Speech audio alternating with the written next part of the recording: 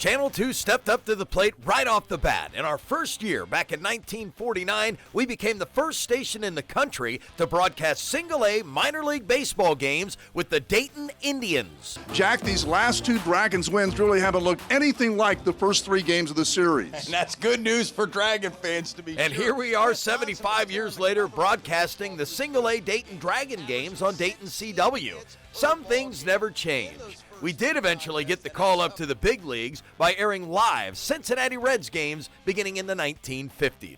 But it went way beyond the diamond. Our live sports coverage expanded to bringing viewers live University of Dayton home football games. And we were also the very first station in the country to televise live auto racing at the old Dayton Speedway.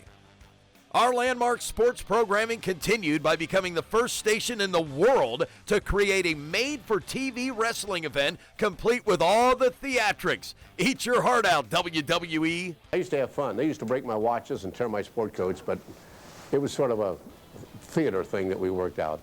That's Omar Williams, and you can't talk about the history of two sports without mentioning him. Omar used to tell people he came to Dayton to get his feet wet and ended up drowning. Omar spent more than 4 decades as a sports director at Channel 2, earning the nickname the Dean of Sports. Trotwood got rammed tough just in time to deliver an overtime victory and win the D3 state crown.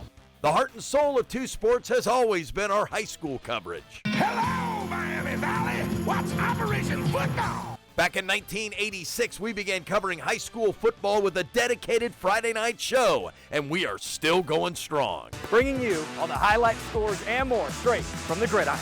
Our Penn Station Athlete of the Month program has been around for more than 25 years, honoring one of the area's top student athletes. Channel 2 has always been big on campus. We covered live Dayton Flyer men's basketball games, and our coverage continued through UD's decades of success.